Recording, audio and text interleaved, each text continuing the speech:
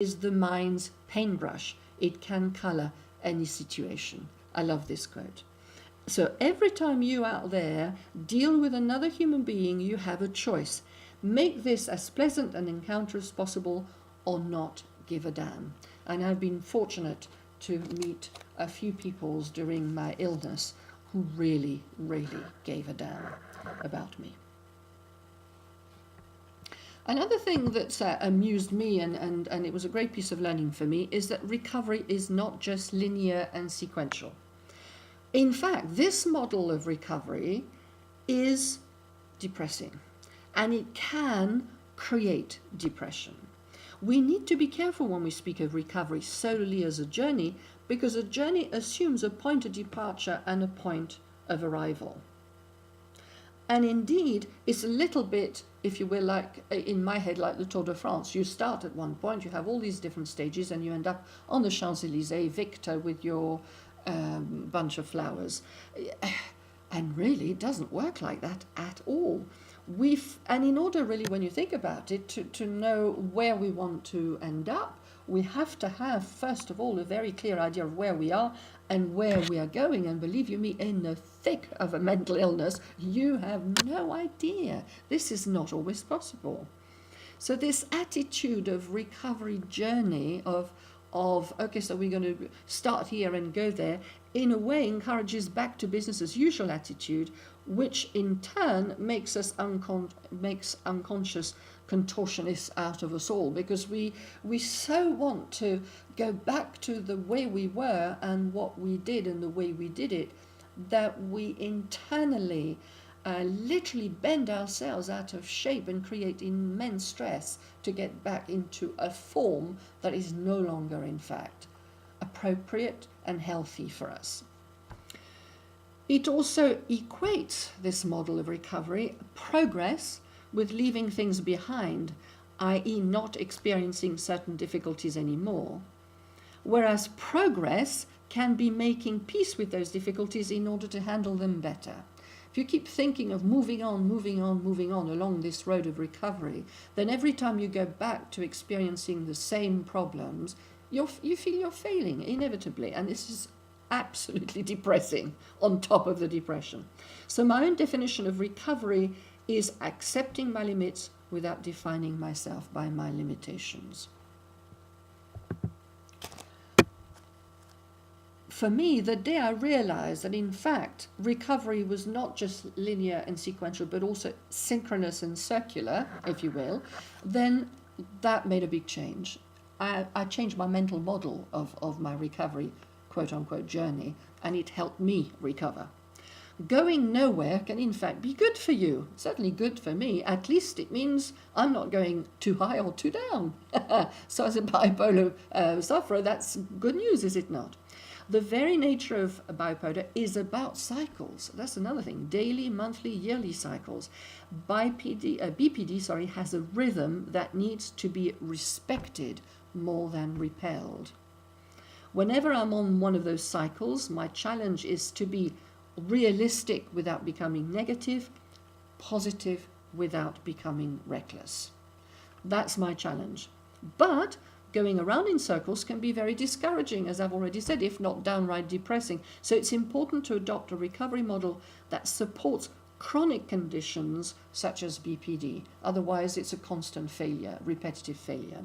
So to me, in such a case, I have found that becoming a circus master in the middle of my ring is much more helpful than yearning to become a cycling champion.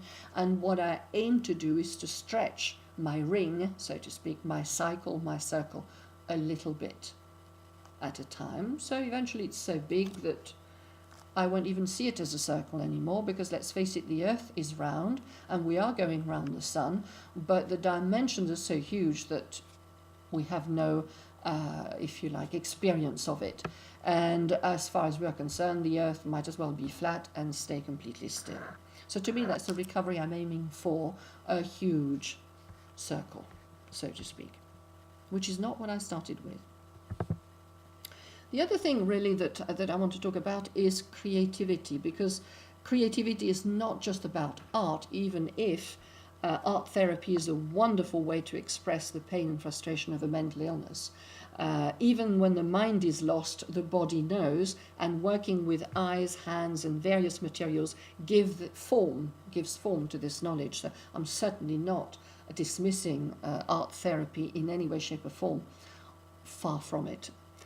But having said that, I wish we took more of an artful approach to mental illness. It seems to me that mental illness is a portal to a layer of human experience beyond the norm, and as such it can touch the human soul in ways not usually available to everyone. A mental illness has the potential to teach us much about who we are, both individually and as a society: fear, prejudice, ignorance, compassion, acceptance, etc. Mental illness invites us to take greater responsibility for ourselves and the life that we lead. And mental illness challenges us to create a life worth living outside our society's norms, but well within our human dimension. And to me, the same points could be made about great art. So, for me, creativity is about conscious choice. When we choose to be friendly with someone, we create a pleasant experience for that person. When we choose to accept ourselves as we are, we create a compassionate environment around us. When we choose to embrace the complexity of our illness, we create a flavor that is unique to us. When we despair, we create sorrow. When we laugh, we create joy.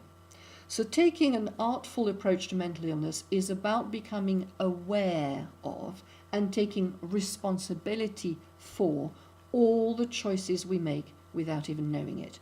It is about giving them form. I am convinced that those unconscious choices create an internal environment that is ideal to grow the seed of a mental illness, if those choices and those unconscious choices are negative, destructive. So what's my challenge now, really, to finish off? Well, my own challenge is to move from this highly uncomfortable position that you can see. I no longer deny Batty. I acknowledge her presence in my life and I accept it. It has taken me 30 years to get to this point because I was ashamed of her. I thought having a mental illness meant you were a weakling. I was wrong. A mental illness makes you very, very strong. I no longer pretend that I have endless energy. I no longer pretend that I can do all that I want to do whenever I want to do it. I still get annoyed and frustrated. I then lock horns with Batty in my writings. And I'm only just starting to see Batty as a blessing. But don't tell her that, otherwise she'll become really big-headed. So my challenge is to move from this position to this. My aim is to be totally at peace with the fluctuation of my illness, and not just in what I say, but also in what I feel. Now that's a real challenge. My goal is to wish things were exactly as they are all the time. My dream is to turn my own experience into a platform that helps those going through the same pain, both those who have BPD and those who care for them. I'm not there yet, I'm not going to lie about that, but to me this presentation is a small step in the right direction. So thank you very much indeed, all of you, for listening.